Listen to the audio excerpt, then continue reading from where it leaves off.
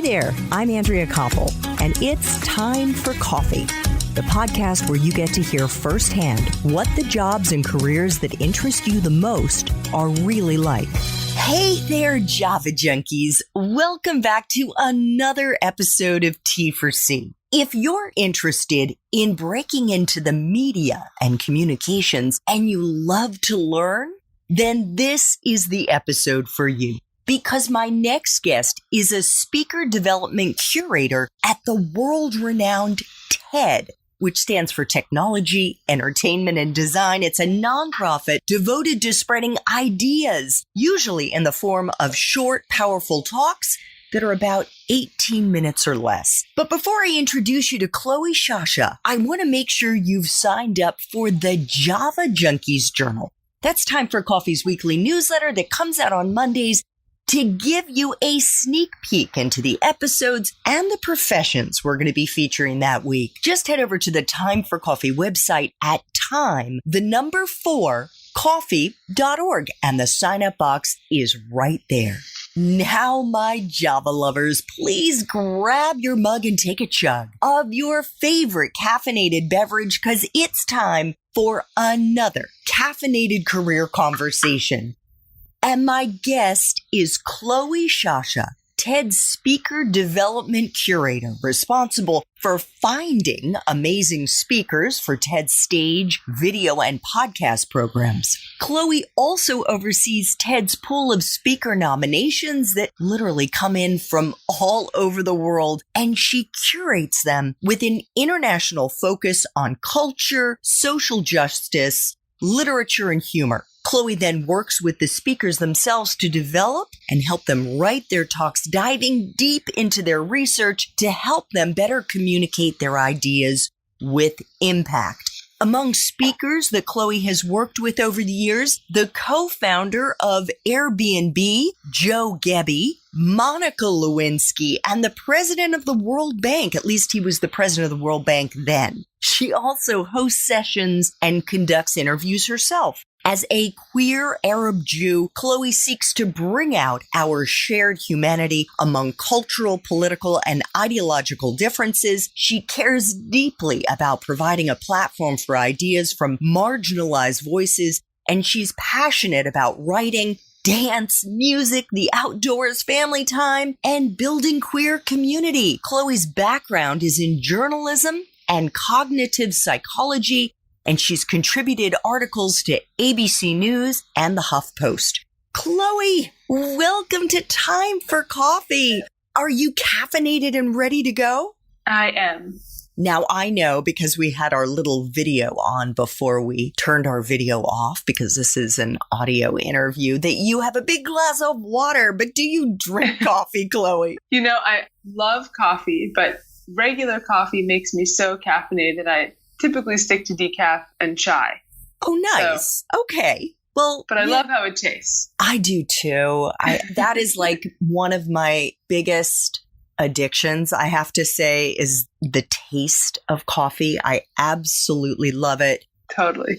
But I totally respect your need to hydrate with water. So, Cloe, we are going to frame our 10 espresso shots around media and communications. And we know that TED is sort of a entity unto itself. So let's dive into our 10 espresso shots with the first question being, what entry-level jobs are available to young people who want to break into this field?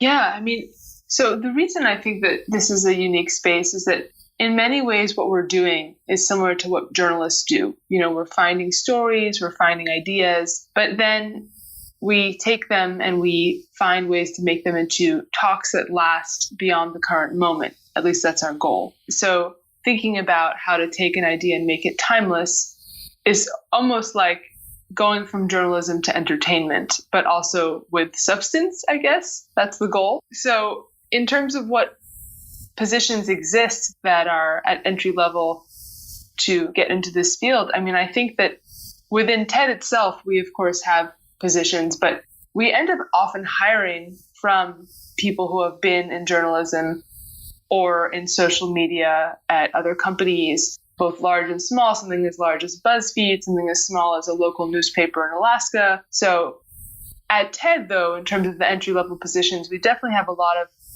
coordinator roles that are kind of bringing together resources and organizing materials that end up being put out to the world, or in the other way, taking things that are already out there on our platform and redistributing them to other formats. So I would say a lot of the entry-level roles have an element of administration and coordination, but can also have a creative component as well. Okay, nice. And so are you saying they should look for titles that have coordinator in them, or what are the types of titles that would fit that entry-level category?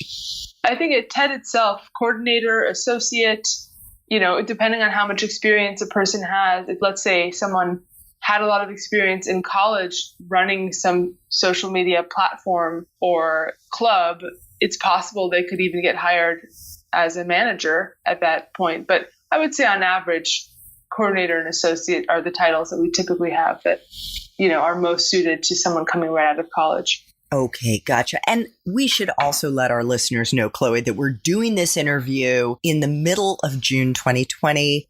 Obviously, the coronavirus is everywhere. How has TED been affected by it? Deeply. I mean, I think one of the most interesting parts about the last few months, aside from the tragedies that are happening everywhere, is figuring out how to still make things interesting when we can't do our bread and butter, which is our flagship conferences.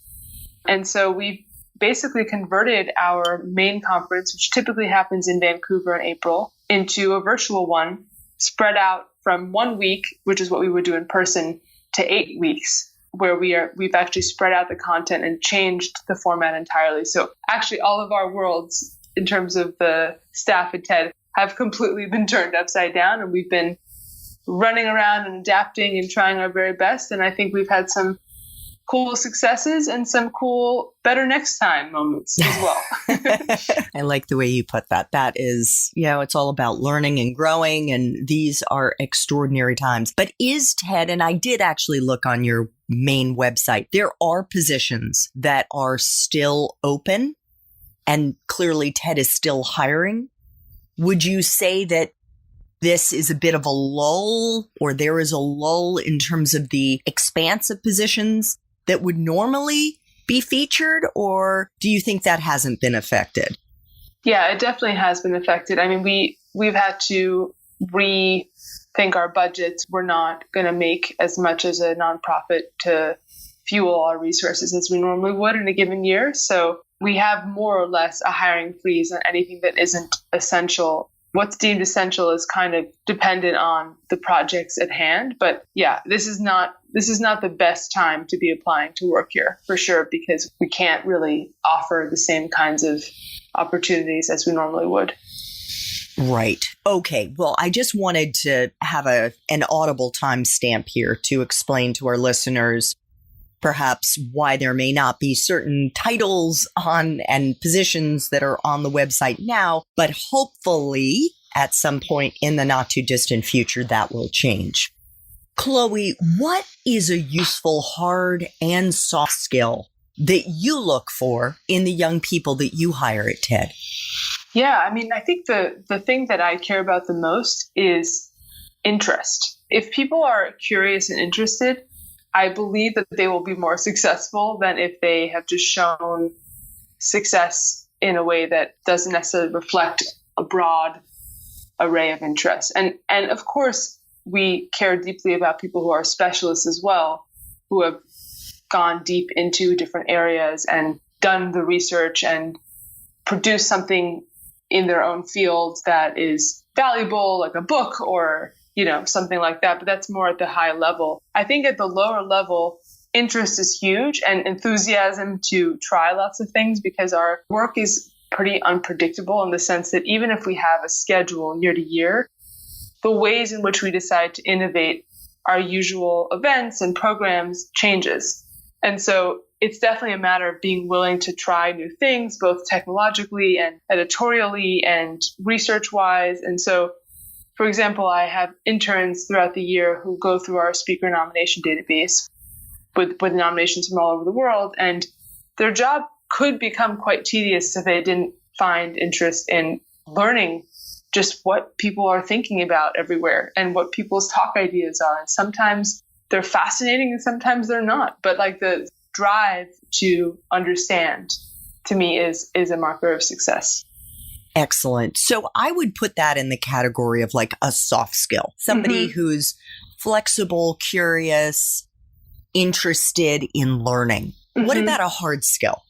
I think writing, being a strong writer is huge, regardless of the position at TED. Even, I would say, even on the tech team, having that skill is huge. And so much of what we're doing is communicating. So being able to write emails in a way that are actually something that someone would be proud of to read later, which I know sounds strange, but I take every email quite seriously, especially because we're communicating with people outside of the organization constantly. And so I think it really matters how people write in an email, and it actually leads to better relationships and commitments from people to partner with us and speak on our platform.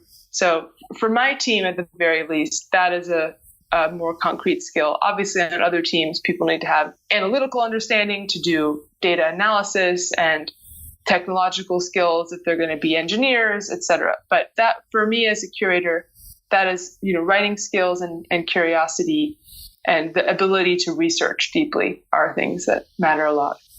I totally get that. And I kind of laughed when you said writing an email. But when you explained it, it makes perfect sense because you're also communicating with people for whom English is not their first language. If you can't write clearly and succinctly and get to the point and pull out the highlights of what you need and what you're thinking, I mean, you have a mess on your hands. I also thought something else that you mentioned, Chloe, is exciting. And that is that you have interns, because that's also a way to get your foot in the door. How do you look for your interns? How can prospective interns find those postings? I think internships are so amazing for finding talent. And it's something that I've cared deeply about for my 9 years at TED, of trying to hire interns who I imagine would be a good fit down the line if they were to be hired full-time. And many of my interns have become full-time employees. Some have moved on to other roles since, and some are still there years later.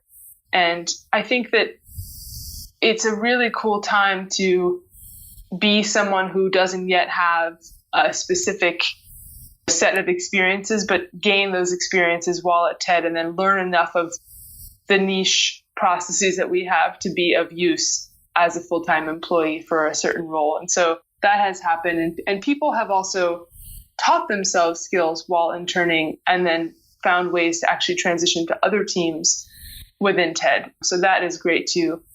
In terms of how I find them, I mean, we put out the posting on the TED website. It often goes up on Indeed, Jobs, and other platforms like that. And then we also do outreach to universities, and we care deeply about having a diverse reach. So we have programs that are trying to reach students of color and first generation students, just trying to make sure that people have the opportunity to apply who wouldn't necessarily have the privilege to see those postings normally, because obviously in fancier schools there are career services that shuttle those applications to students, or people have just had the opportunity to think about applying to a nonprofit.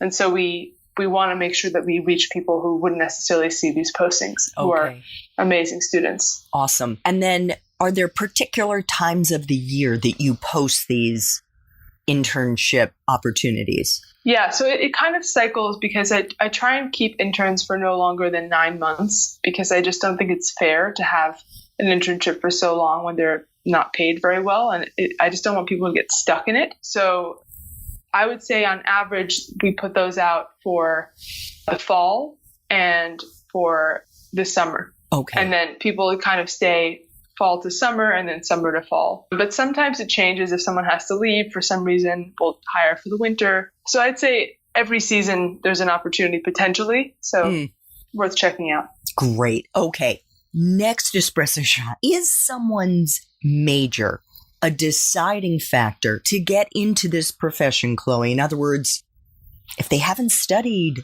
the media, if they haven't studied communications, is it a deal breaker? For me, definitely not. I think that the major, if someone majored in something, I don't know, let's say like they majored in economics, but then they have experience in biology research, that matters to me more than what they majored in. So the things that balance out a person are all taken into account. And I think having had a communications major actually doesn't necessarily help at all, in the sense that it doesn't necessarily show research experience. So it's kind of less important to me than actually showing that someone has had research experience in the case of what I typically hire for on my team. Nice. Okay. And what about a grad school degree? And if so, this is less so, of course, for the entry-level positions, more so for somebody who wants to run a media organization or get up into the C-suite of an organization like TED. Is it important to have that? And if so, Chloe, do you think they're more useful grad degrees to have? So I think what's interesting is that it's such a combination of both. Some of the people at the high level of TED did get either a journalism degree or a business degree or even a PhD in some cases, and other people have just been working since they graduated college. And what I actually think matters the most is in the case of our specialist curators on my team, I'm kind of a generalist curator, and then we have a science, a design, a business, and eventually we'll have a tech curator, as well as a current affairs curator. And all of them have a graduate degree in some form that has, led them to specialize in that way. So our business curator has a business degree, our science curator has a PhD, etc. So I think for that kind of specialization to become more senior, it helps. But as for, I think people talk about this a lot with journalism, like, is it worth it to go to journalism school or not? And that question kind of feels like it applies to, is it worth it to have a degree to be a person in media or not? It's a similar unknown and depends on kind of the luck of what you were able to do early in your career versus go to school. Yeah. That's how I view it. Yeah. And I fall into the category of somebody who didn't study it at all and just did. Mm-hmm. So I'm not saying one is better than the other. It's certainly less expensive not to have to get a grad school degree, which is great. Chloe, what kind of life experiences, so those experiences that we have outside the classroom, do you think are most useful for someone who's starting out in this field?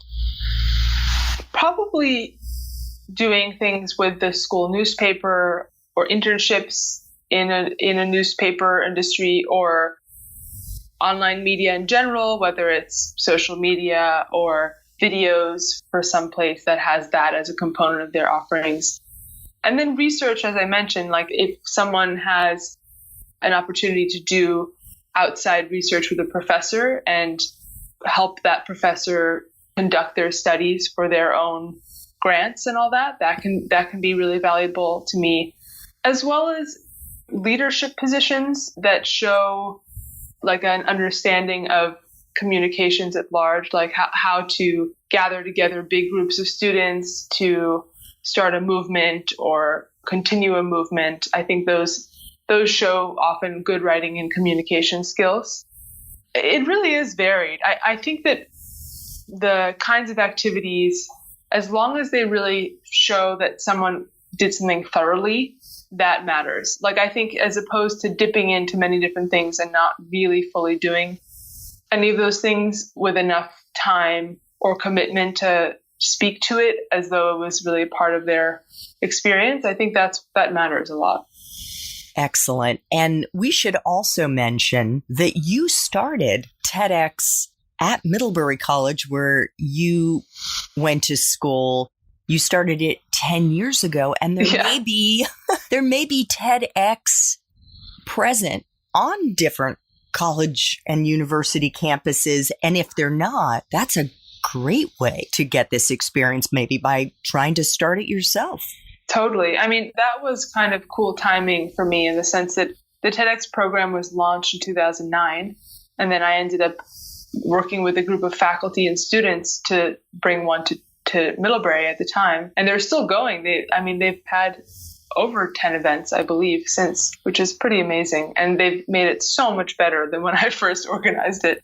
Yeah, I mean, TEDx events are like a kind of a perfect correlation to what working at TED could be like. Though, of course, it is quite different, right? And there are the skills that it takes to curate for our stages, I think, are honed over time. And the TEDx organizers around the world who do bring us content are organizers who have been doing it themselves for their own TEDx events for many years. So I think it doesn't have to be bringing a TEDx event to campus as a way to be ready for an internship or a job at TED. Sure. But that's pretty cool that you did that, I have to say. Pretty amazing. Oh, thank you. Chloe, what is the best part for you of working at TED and being a speaker development curator? I think one of the best parts is that I get to learn every day. So much of my job is trying to see if someone's work would be a good fit for the stage. And there's so many reasons why that would or would not be true. And as a way to assess that, I'm just learning about them. And so I'm either doing that through talking to them, having exploratory calls, or reading about them, watching videos, watching interviews they've done, listening to podcasts they've done. And it just makes my life feel richer because I just get to add more perspective to the things that I already care about or don't know about. And I just think that's such a gift. And I think the combination of that part of my job with the fact that I just love the people I work with so much is really special. And I don't take it for granted. Yeah, that's like the grand slam of jobs. When you can check those boxes, you love the people and you feel like you're learning and growing every day. Yeah, it's really special. So we know, doesn't matter how much you love your job, there are always flip sides. And of course, we're in the middle of a crazy time right now in the world. What is the part of your current job, Chloe, that sucks the most? Well, it's actually kind of related. I think what's hardest about it is that there are so many incredible people out there and so many amazing ideas that I want to bring to the stage. And we only have so many resources and slots for people. So often I'm pitching people and they aren't going to be ever featured because it's just not as much of a priority as something else. And so I have a hard time rejecting people. For me, one of the hardest things is having courted someone for sometimes months, talking to them over multiple calls or over email about what their talk would be, helping them figure out what their main idea would be if they were to give a TED Talk, telling them, okay, I'm going to pitch you now. And then they're not chosen. And so then I have to keep them on the back burner for maybe future opportunities. And sometimes that does happen. And years later, after I first pitch someone, there is an opportunity for them and I will bring them to a stage or an interview or something. But other times, it's just I have to be really transparent with everyone about the process so that it doesn't feel like such a burn. And that is something that I've learned to do over time, but it's still hard. I say up front, this is an exploratory call. We don't have any sense of where we would put you in a program, but I will reach back out if there is an opportunity. And then sometimes there isn't. So how many slots are there every year on the TED stage? Well, for our events, it kind of varies because we don't actually do the exact same events every year, but we have so many other programs too. We have multiple podcasts that we produce as an organization, and we have multiple direct-to-camera series. And so year to year, it really does change. But if I think about the things that I pitch to on an annual basis, our main conference has anywhere from 70 to 90 speakers, the one that's in April, typically. TED Women can have, around 50-ish speakers. We have TED Global and TED Summit in different years. Those can have around 40 to 50 speakers. So it just depends on the year, but it's a few hundred max for the stage. I think for direct to camera, there can be more opportunities, but not always. Sometimes we actually take former speakers who have another short talk to give and give them a direct to camera opportunity. Sometimes with podcasts, we bring former speakers back. And then sometimes we bring new people. So it's a matter of hundreds per year. Okay. It's definitely not thousands. But then there are TEDx events, which is an amazing way to get people's ideas out there outside of our main stage program, because it's almost like TEDx events are a franchise, even though there's no monetary exchange with TED. And there's 10 TEDx events a day worldwide on average when we're not in a pandemic. And that can produce hundreds of talks per day. So that's a pretty cool way to help people find other outlets for their ideas. Yeah, absolutely. And by the way, TEDx, for our listeners, if they aren't familiar with it, are really just independent TED Talks that are curated by different communities. Isn't that right, Chloe? Yes, exactly. Okay. Chloe, what is the best career advice you've ever gotten? That's a great question. I think about this often, and it's not exactly about career, but it feels like it applies, which is that it's work to be happy, that we can't expect to be happy, that it actually takes work. And I think about that with my personal life, but also professional, in the sense that we have to make opportunities for ourselves and can't expect anything to land in our laps or be made for us in a perfect little package. And so that has made me never settle, I think, and in a way that doesn't necessarily feel stressful. It's not like I'm never immersed in my work and relaxed into it, but I never feel like, okay, this is it, and I like this enough, so we're good. Instead, I'm constantly trying to craft more opportunity and see where there's gaps that can be filled, while also trying to make sure that I'm specializing enough in some way that I'm growing. Mm-hmm. And so that to me feels like a product of that piece of advice, which is that it has to come from work. It can't come from any other scenarios that are just put in your lap, because that doesn't last. It doesn't let you grow as much. I love that. And it actually kind of echoes the career advice that I was given by my dad when I had just graduated from Middlebury myself. Mm-hmm. And it was along the lines of like, Andrea, don't expect there to be somebody on a white horse who like comes galloping up to you and says, Andrea Koppel, where have you been? We've been looking for you and we have the most amazing opportunity for you. You have to be the one to get out there and find whatever it is that's going to light your fire. Mm-hmm. Absolutely. 2 final espresso shots, Chloe. What movies, if any, or Netflix, Hulu, Amazon shows, or books do you think accurately depict your profession? None. I mean, I don't know. I don't know if, I mean, the funny thing is, and we talk about this internally as well, there's not really other organizations that we can model our organizational structure off of, because again, we're not a newspaper, so we can't have like an editorial structure the way a newspaper does. And we're not something as media driven as BuzzFeed, exactly, though we have overlaps with both. And we're also not only a conferences company. Like, we have so much that goes online. So I kind of feel like we're this strange little center of a Venn diagram with other people's industries that are more typically thought of and represented on TV or in books. What I will say, though, is that Chris Anderson wrote a book.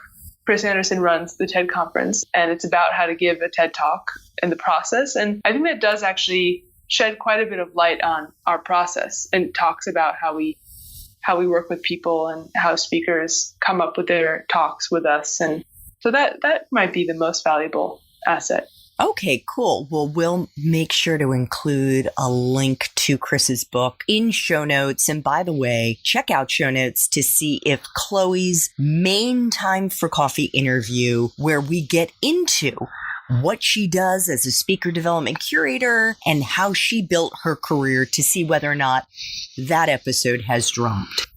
Final espresso shot, Chloe. What would Java junkies be surprised to learn about your profession? I think people would be surprised to know how much of my job involves being an unqualified psychologist. So I spend a lot of time, because TED feels like such a big deal to some people. I mean, not every speaker is intimidated by the TED stage, but many feel like this is a big opportunity to get their idea out there on a platform that gets so much attention. So it feels like the stakes are high. If you do a good job, it advances your career. If you do a bad job, it might not. But we try and keep people calm, because the calmer they are, the better job they'll do.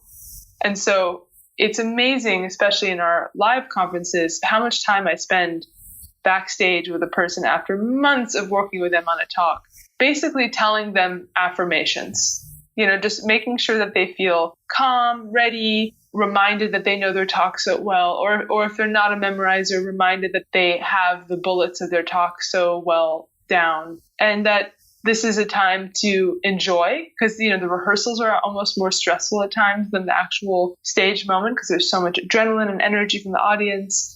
So sometimes I've led people through meditation sessions. We've done visualizations with our eyes closed. It runs the gamut. But I certainly am grateful that I majored in psychology, though I don't think that prepared me for this exact kind of work. But I don't mind it. It's almost like how you would help a friend before a big presentation. It's like just being a kind, supporting friend at that point. Oh my gosh. Yeah. Little did you know, when you were majoring in cognitive psychology at Middlebury, that you would be leading people through meditations. Yeah. But that's wonderful. That shows such an empathetic side, and the kindness kind of coming out there, which is just terrific. Chloe, I want to thank you so much for making time for coffee today with me and the T4C community. I think you have such an incredibly cool job, and what an amazing platform TED is for so many people and so many incredible ideas. Thank you so much. Thank you so much, Andrea, and thanks to your community of listeners. Thanks so much for listening to Time for Coffee, where the professionals in the jobs that most interest you always have time to grab coffee 24/7, no matter where you live. I have one quick favor to ask you. Remember to rate, review, and subscribe to Time for Coffee. Thanks so much.